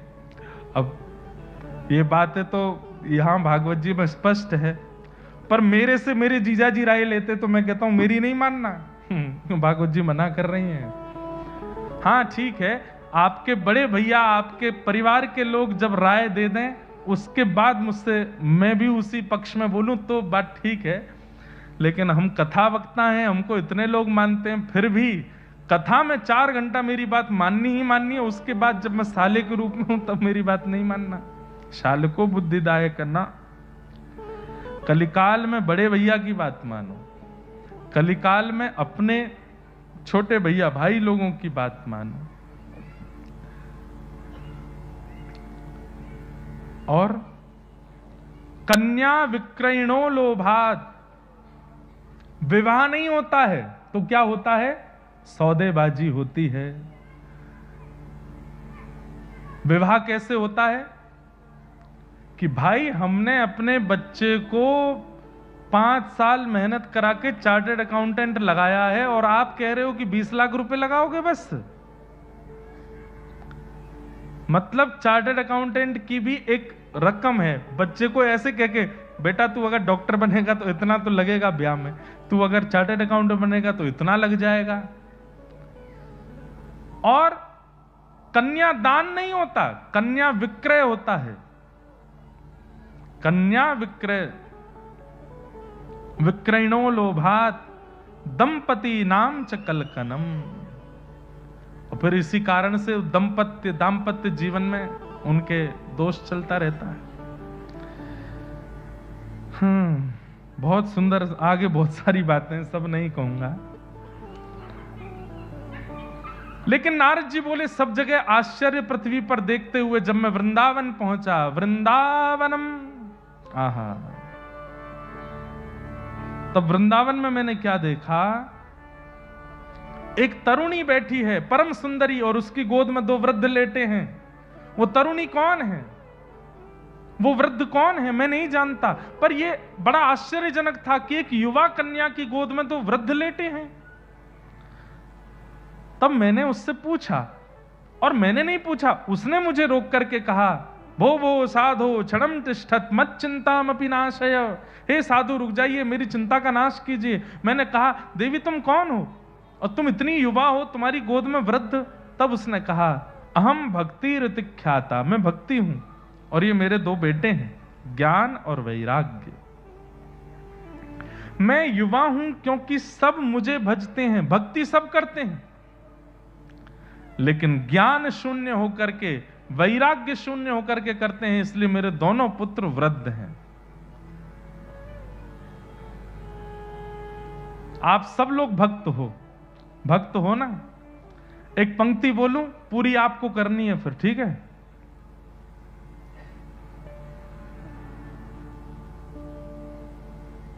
श्री गुरु चरण सरोज रज निज मन मुकुर सुधार,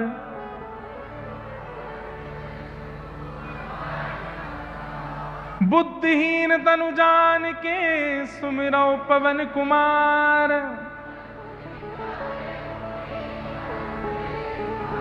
ठीक है, अब मैं जिसको बुलाऊं आप में से, इसका अर्थ आके बता दीजिए मंच पे। क्या कहा आपने? कई लोग जानते होंगे, पर मैं जिसको मेरे को तो सब दिख रहे हैं, मैं जिसको चुन के बुलाऊंगा वो नहीं बता पाएगा, नहीं बता पाएगा। नहीं जानते क्यों? भक्ति है, ज्ञान नहीं है। आप लोग अपने घर के बाहर स्वस्तिक बनाते हैं, स्वस्तिक का अर्थ क्या होता है, स्वस्तिक क्यों बनाया जाता है, उसका द्योतक क्या होता है, उसका कारण क्या होता है, नहीं जानते हम लोग। स्वस्ति माने कल्याण, क माने करने वाला, जो कल्याण करे, इसलिए उसकी 4 भाग बनाए जाते हैं, 4 खानों के बाहर उसके कोने छोड़े जाते हैं कि चारों सर्वांगीण रूप से जो हमारा कल्याण करे, वो स्वस्तिक। घर पर आने वाले मेहमान को तिलक क्यों लगाया जाता है, नहीं पता हमको। चलो तिलक लगाया ये आपने बता भी दोगे। अक्षत क्यों लगाते हैं, ये नहीं पता हमको, नहीं जानते। और कभी जानने की इच्छा भी पैदा नहीं करी। 60 साल के हो गए, 70 के हो गए, प्राण त्यागने की स्थिति में पहुंचते जा रहे, पर कभी जानने की इच्छा भी नहीं हुई कि क्यों। इसका मतलब क्या है? भक्ति है पर ज्ञान नहीं है।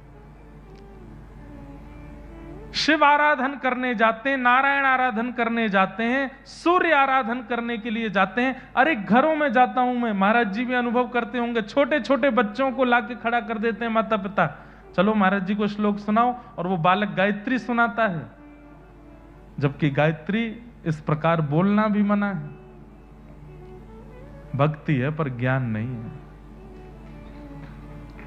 और इसी कारण से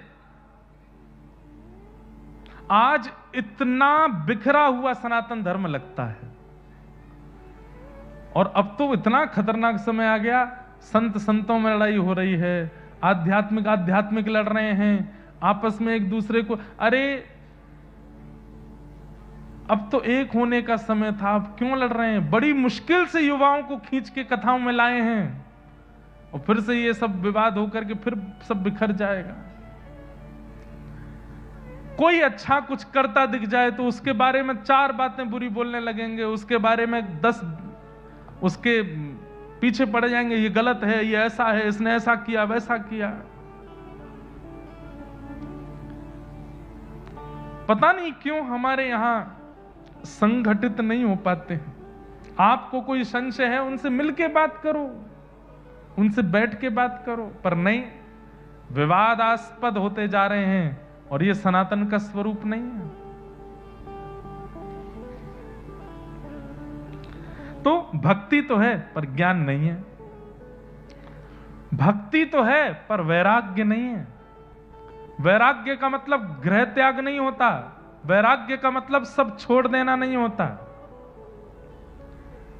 वैराग्य का मतलब सब छोड़ करके चले जाना नहीं होता। वैराग्य का मतलब सबके बीच में रहते हुए भी किसी में आसक्त ना होना, यह वैराग्य होता है, इसे वैराग्य कहते हैं। अरे कोई चाउमीन खा रहा है, कोई बर्गर खा रहा है, कोई कुछ खा रहा है, कोई कुछ खा रहा है और चारों तरफ आपके घेर के कुछ ना कुछ व्यंजन खाए जा रहे हैं, लेकिन आपकी जीभ में एक बूंद पानी भी नहीं आ रहा है, यह वैराग्य है। असंख्य भोग्य वस्तु चारों तरफ हैं, लेकिन सबके बीच में रहते हुए भी अपने मन को वशीकृत करके बैठे हैं, असली वैरागी वो है। और वो वैरागी किस काम का, सब छोड़ छाड़ के चला गया वन में जाकर के फिर तड़प रहा है, मैगी की इच्छा हो रही है मेरी, तो मुझे कोई बर्गर खिला दो यहां लाके। ये काय बात का वैराग्य। वस्तु का त्याग वैराग्य नहीं होता, वस्तु के प्रति आसक्ति का त्याग वैराग्य होता है। मैं कितने ऐसे परिवार जिनमें जाता हूं जहां दंपति पति पत्नी हैं पर वो महावैरागी से ही हैं, बस दंपति हैं पर विरक्त रहते हैं, आसक्त नहीं है। तो भक्ति के दो पुत्र हैं, ज्ञान और वैराग्य, इन दोनों को चित्त में धारण करना आवश्यक है। कम से कम इतना ज्ञान तो हो कि हम दिनचर्या में जो धार्मिक क्रिया करते हैं उसका अर्थ क्या है, इतना ज्ञान तो हो। और कम से कम इतना वैराग्य तो हो कि जब नवरात्रि चल रही हो, एकादशी हो रही हो, रामनवमी हो रही हो, कृष्ण जन्माष्टमी हो रही हो, कम से कम इतना वैराग्य तो हो कि एकादशी, रामनवमी, जन्माष्टमी, नवरात्रि के दिन अन्य व्यंजनों पर मन ना जावे, इतना वैराग्य तो हो। और नवरात्रि में तीसरे दिन रो रही हैं माताएं बहनें, क्यों? अभी तो 6 दिन और बचे हैं, कैसे ही तो व्रत हो ही नहीं रहा मुझसे, अब तो मैं खा ही नहीं पा रही, ये समा की खिचड़ी खा खा के पक गई मैं तो। इतना भी वैराग्य नहीं है। वैराग्य भक्ति की पुत्र का नाम है। तो ज्ञान वैराग्य की वृद्धता दूर करो। नारद जी से जब ये प्रार्थना की भक्ति महारानी ने, नारद जी बद्रिकाश्रम पहुंचे, वहां सनत कुमारों ने कहा कि ज्ञान और वैराग्य को यदि पुष्ट करना है तो भागवत की कथा कराओ। तब नारद जी महाराज ने कहा कौन सुनाएगा? तब आपसे ही निवेदन किया। सनत कुमारों ने आनंद नाम के वन में आकर के कथा कहना प्रारंभ किया। देवी आए, देवता आए, ऋषि कुमार आए, सब लोग पहुंचे और जैसे ही भक्ति अपने पुत्र ज्ञान वैराग्य के साथ वहां पहुंची है, भक्ति सुतौ तौ तरणौ गृहीत्वा प्रेमैक रूपा सहसा विरासी श्री कृष्ण गोविंद हरे मुरारे नाथेति नामानि मुहुः वदन्ति। भक्ति महारानी के दोनों पुत्र ज्ञान और वैराग्य सब युवा होते चले गए और श्रीमद् भागवत जी की कृपा से ज्ञान और वैराग्य पुष्ट हुए। बोलो भागवत महापुराण की। ये भागवत जी का प्रथम महात्म्य है।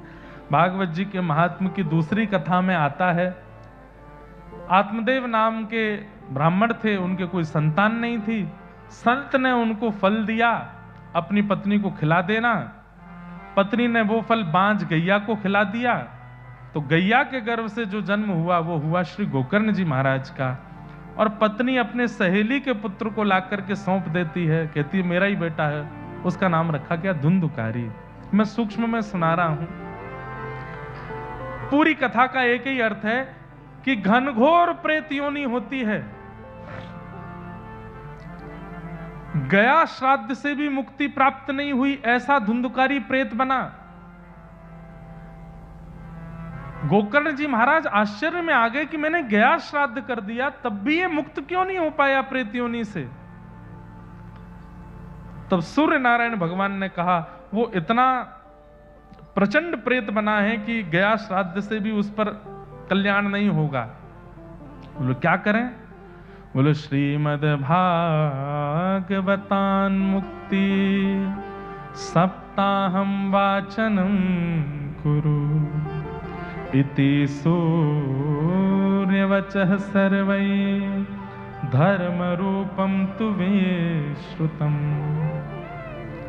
श्रीमद् भागवत की सप्ताह कथा करो। सूर्य नारायण आज्ञा कर रहे हैं, कितनी भी प्रचंड प्रेत योनि में कोई क्यों ना फंसा हो, कथा होते ही वो मुक्त होता है।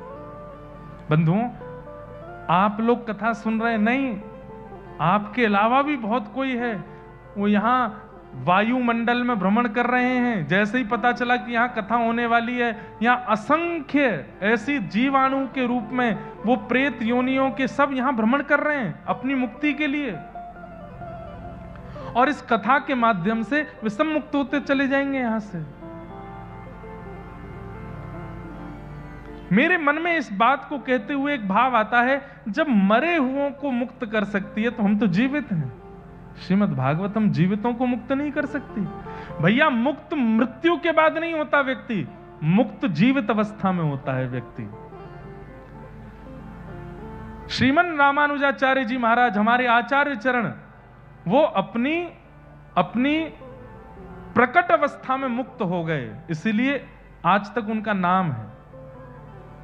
सूरदास जी महाराज, कुम्मन दास जी महाराज, कबीर दास जी महाराज, भक्तिमती मीराबाई, और जिन जिन के चरित्र आप सुनेंगे कथा में आगामी दिनों में, ये सब वह भक्त हैं जिन्होंने जीवित अवस्था में अपने आप को मुक्त कर दिया।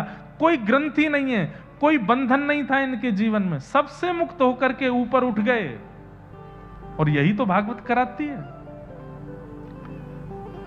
अंग्रेजी में एक शब्द होता है ब्रॉड माइंडेड। हमें नहीं लगता कि संसार में आध्यात्मिक व्यक्ति से ज्यादा ब्रॉड माइंडेड कोई होता होगा। आध्यात्मिक व्यक्ति के विचार संकीर्ण नहीं होते, विकसित होते हैं।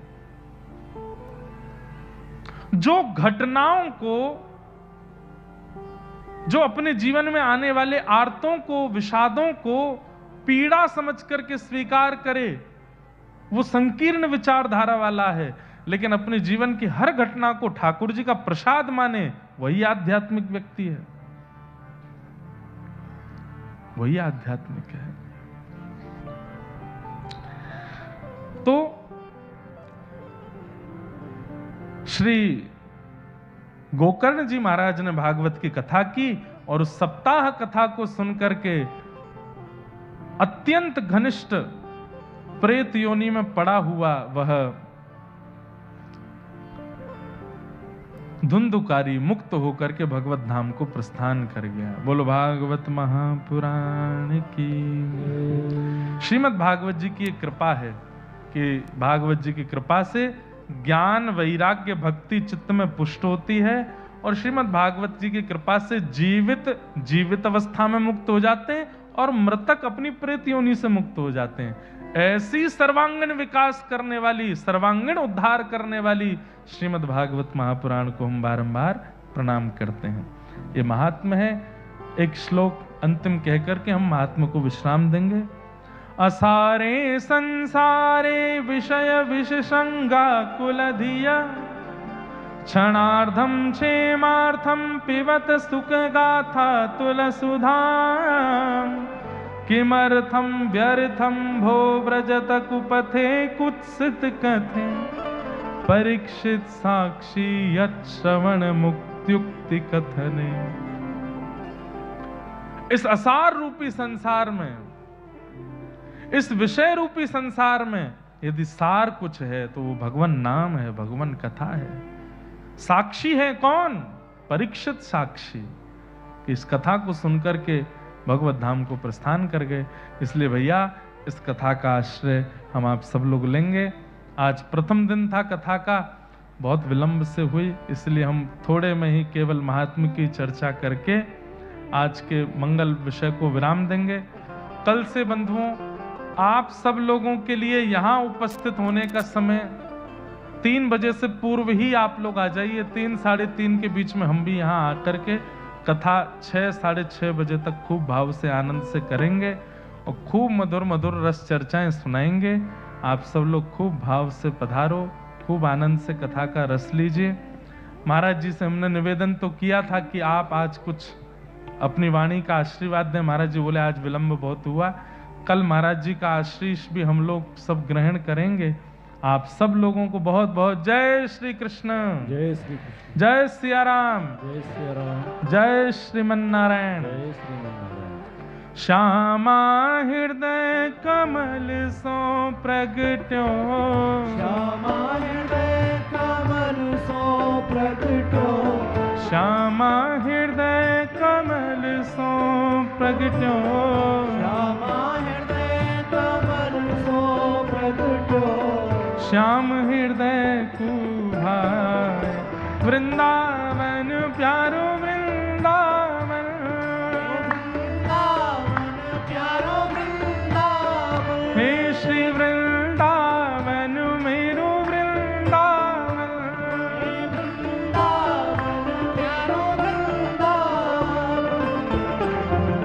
सब सुख सागर रूप उजागर रहे वृंदावन धाम, सब सुख सागर रूप उजागर रहे वृंदावन धाम, हाँ प्यारो रहे वृंदावन धाम, प्यारो रहे वृंदावन धाम, हे रूप गोस्वामी प्रगट कियो जहाँ, गोस्वामी प्रगट कियो जहाँ, रूप गोस्वामी प्रगट कियो जहाँ, गोस्वामी प्रगट कियो, राधा गोविंद रूप निधान, वृंदावन मेरो वृंदावन, वृंदावन मेरो वृंदावन, हे श्री वृंदावन मेरो वृंदावन, वृंदावन मेरो वृंदावन, रूप गोस्वामी प्रगट कियो जहाँ, गोस्वामी प्रगट कियो, राधा गोविंद रूप निधान, वृंदावन मेरो वृंदावन, मेरो वृंदावन, हे श्री वृंदावन प्यारो वृंदावन।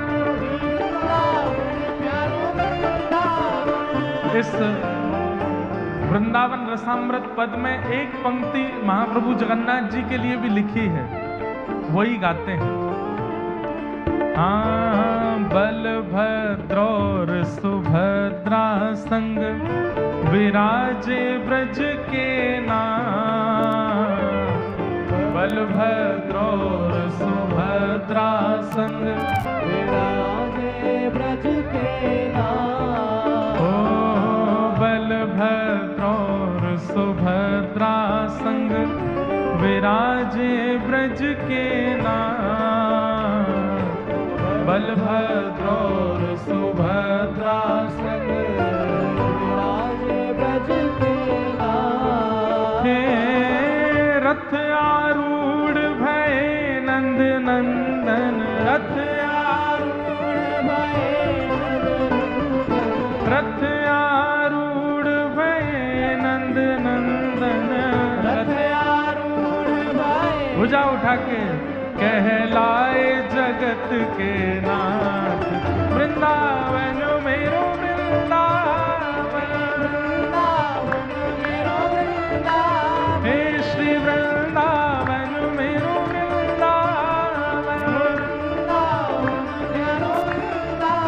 रथ आरूढ़ भय नंद नंदन, रथ आरूढ़ भय ओ कहलाए जगत के नाथ, वृंदावन मेरो वृंदावन, हे श्री वृंदावन प्यारो वृंदावन। आइए नाथ नाथ नाथ मेरे नाथ जगन्नाथ, हे नाथ नाथ नाथ मेरे नाथ जगन्नाथ, हे नाथ नाथ नाथ मेरे नाथ जगन्नाथ,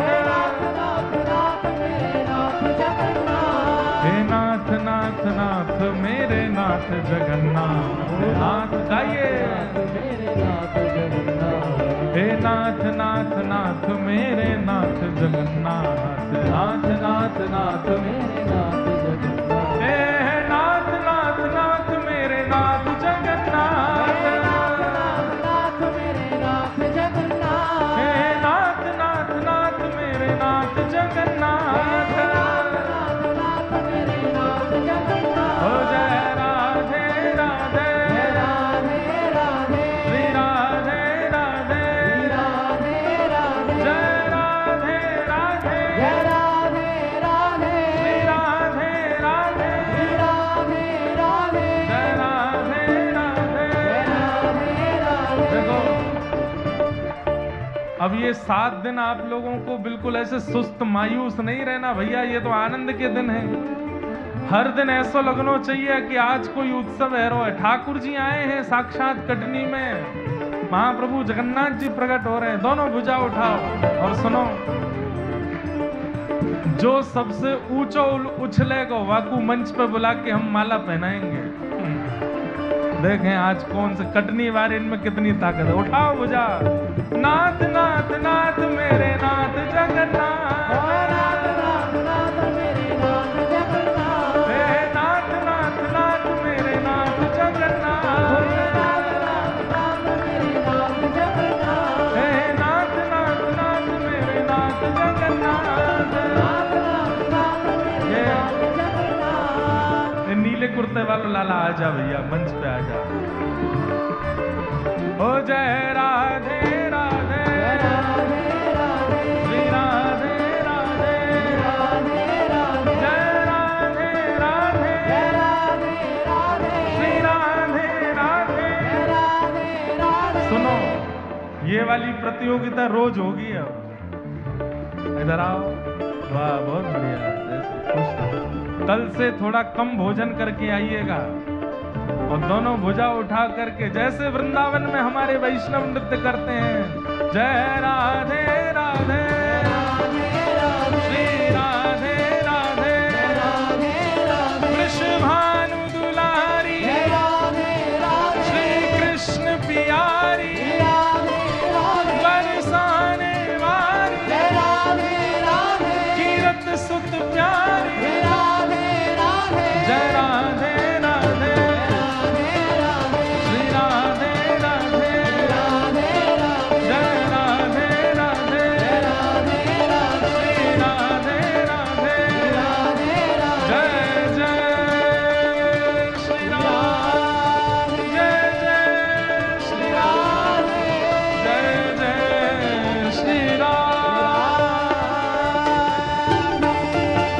बोल वृंदावन बिहारी लाल की, श्री राधा रमण लाल की, श्री राधा वल्लभ लाल की, श्री जगन्नाथ महाप्रभु की, प्यारे गिरधर लाल की, श्री रंगनाथ भगवान की, भाष्यकार शेषावतार श्री रामानुस्वामी जी महाराज की, स्वामी जी महाराज की, पूछरी के लौटा की, खूब खूब प्यारे।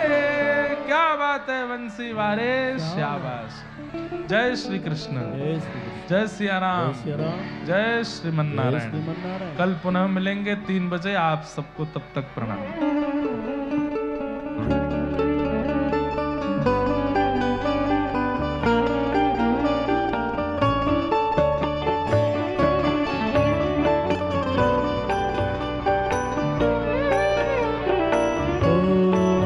आरतीयते पावन पुराण के, आरतीयते पावन पुराण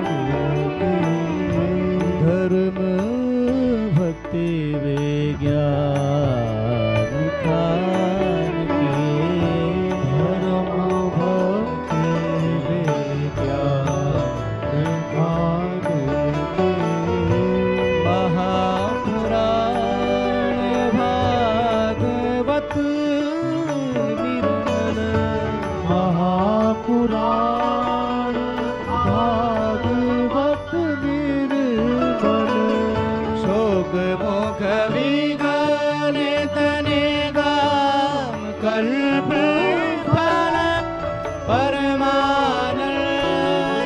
सदारस में कर लीलारती रस रस निधान की आरती के पावन पुराण के विषय विलास विमोह विनाशिनी विषय विलास विमोह विनाशिनी विमल विराग विवेक विकाशिनी भगवत तत्व रहस्य प्रकाशिनी परम ज्योति परमात्म ज्ञान की आरती के पावन पुराण के परमहंस मुनि मन उल्लासिनी परमहंस मुनि मन उल्लासिनी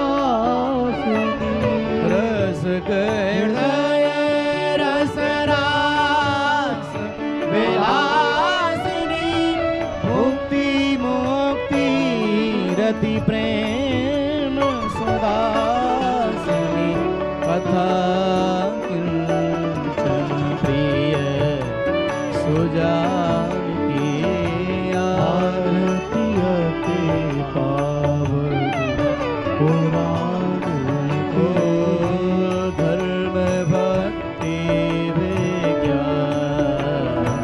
खान की आरती